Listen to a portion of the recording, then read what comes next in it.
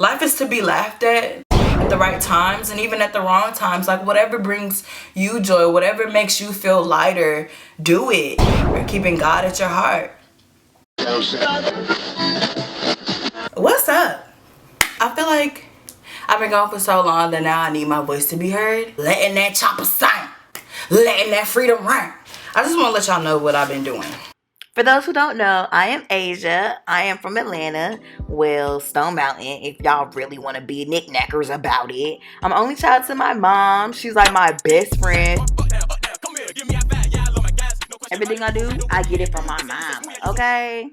I went to Hampton. I graduated in 2016 and 17. I am Gamma Iota chapter of Delta Sigma Theta Sorority Incorporated. I love a good adventure. I pride myself on being real. I really love to have a good time. I really love my friends. I love dancing. I love being myself. I love being a buffoon. Y'all know I'm a buffoon. And like you guys, I thought 2020 was gonna be like this the whole time. And I like to travel, so I went to Ghana on a sabbatical, a spiritual sabbatical. I was there for 3 months, pushing 4. I went to Ghana back in 2017 for the first time, and I've been back a couple times. And this time, I went and I, had some friends that I knew. When I did volunteer back in 2017, I stayed in this house, a volunteer house for an organization called, or NGO called, Thrive Africa. I think they might go by Enliven Mama Africa now, but I was, doing the same things that I was before. This time I went more on like a voluntary note. So I would volunteer when I could, or when I wanted to, or had the time to. We did like meetings for HIV coverage. The culture out there is like very, we're not going to speak on sex. Children don't need to know about sex. It's very like taboo, I guess you could say, to be so proactive about sexual health. So we were trying to promote that. One of the guys that came and stayed for like a 2-week period, I think he was from Scotland, but he was doing a solar panel project where he was, figuring out how he was going to fix the lighting in the schoolrooms. Or in Ghana, a lot of the schools are lit by sun only. So like once the sun goes down, that's it, like class over. I don't know if y'all know how hard this is, but to be in a country that doesn't speak English as its primary language is very humbling, because you learn to shut up. And as an American, like, we don't be trying to listen. We just want to get our point across because we the best. Sometimes the place that you're used to being is not the place that you belong, and I needed to figure that out for myself. I think I went to Ghana because I really wanted to get away from America. I also was looking for like a safe space, some peace, had some goals, some personal goals that I wanted to accomplish. Mostly just figuring out what my purpose was. This whole year has been such a let's reevaluate your life kind of year. Now that I'm back in America, I think my purpose is comedic relief, to make people laugh, to bring joy into people's lives, to amuse through entertainment, through like being real. I think I'm a naturally good storyteller, so I think my life's purpose is to tell my stories. I went and I got there like 3 days before my birthday, so I was ready to turn up. I was ready to get my knees moving and my body popping and doing all of the Afrobeat shit that they was doing. I mean, I was trying to do the moves, the guaraguaras and all of that. I turned up for my birthday, and then things got real. I started waking up, trying to be on this weight loss journey. I bought a bike. Out there for about $100 American dollars, but it was 400, probably like 500 cedis.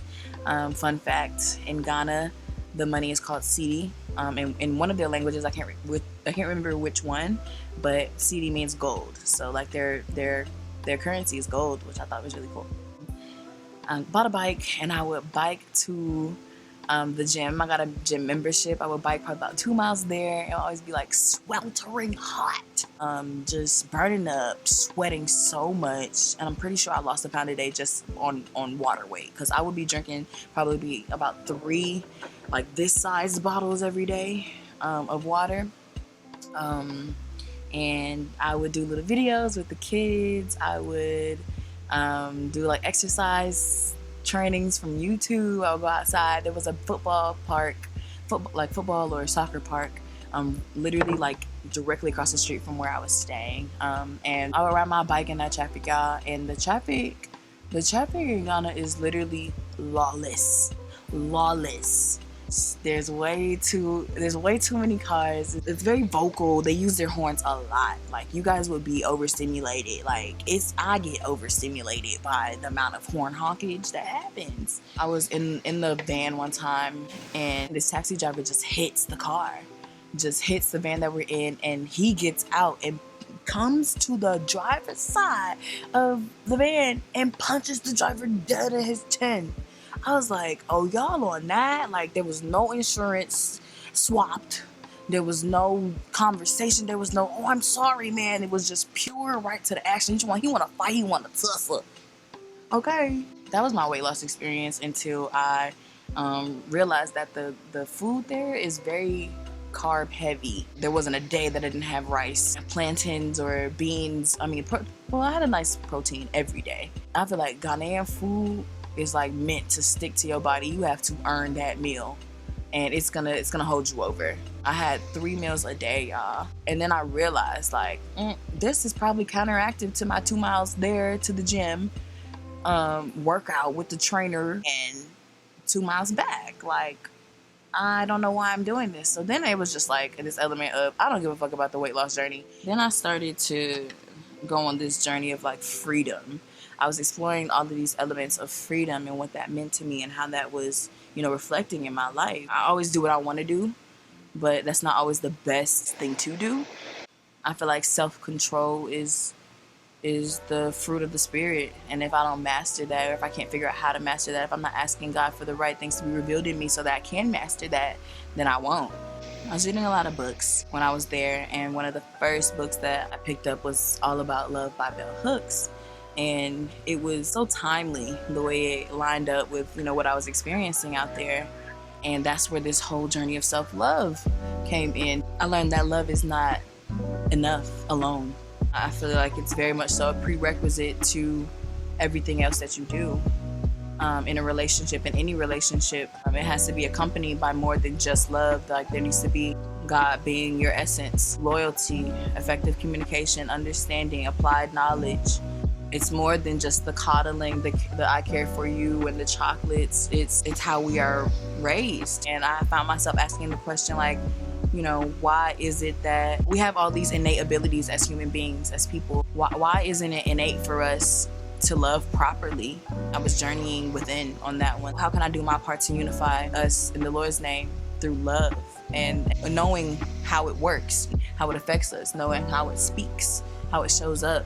I wish that was, true for all of us, and I want that to be a part of, who I am. Yeah, I had a couple different entanglements.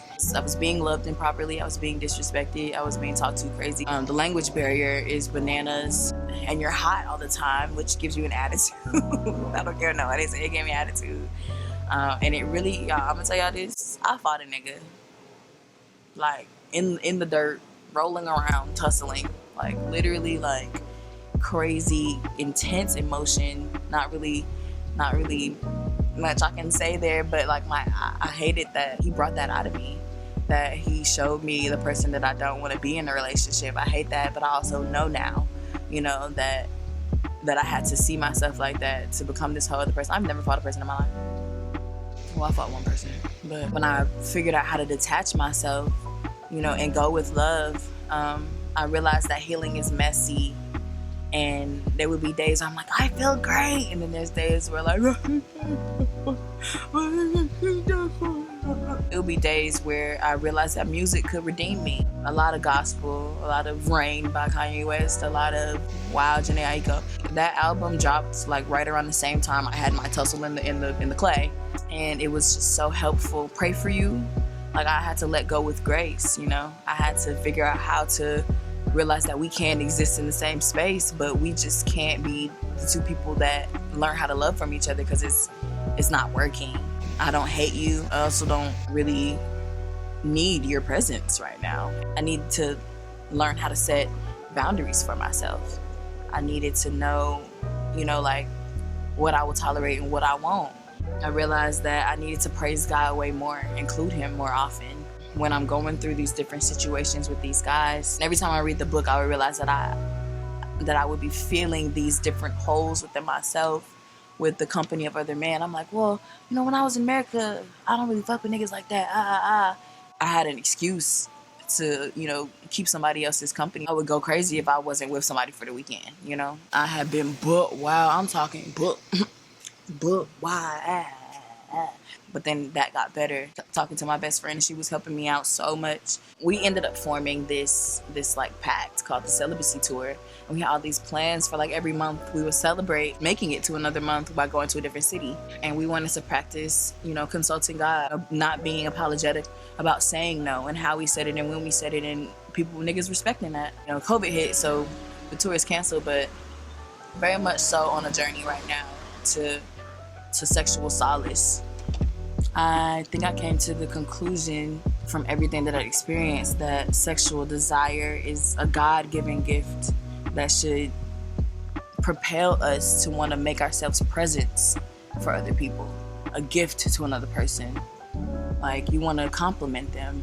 Overall, I think that this trip has led me back to America here now, and I have, you know, found this relief. From high school to college to going straight into a job, we are not given a break. And it's not even seen as a thing that's okay to have a 6-month break from being preoccupied. Everybody's always doing something, and I didn't want to feel bad about not doing anything. And that's why I went to Ghana. It was a different type of freedom to not have any obligations at all, except, you know, rent at home or mortgage at home. I feel like freedom hit different when you have, like, when you're living morally with God at your heart, but also like lawlessly and limitlessly. I hope that this has been fulfilling. I hope that you guys enjoy my video. But follow my other page, Hooligans for Hire. Me and my friend, my coworker, I met him. He's a Morehouse grad. And he works with me, and his name is Suede, and we literally are just taking the world by storm by talking about all of the weird stuff that happens in corporate America. We're just talking about the Black experience, advocating for the things that are right, doing what we're supposed to do, doing our part. So I really do appreciate you guys watching. Subscribe to this channel too. It doesn't matter, just click it. If you want to see more, I'm down. Tell me what party. Tell me if it's on Friday or Saturday or Sunday, because I'm be there. Okay? A real one to make a million ones a million times, and that's just that on it. I love you guys.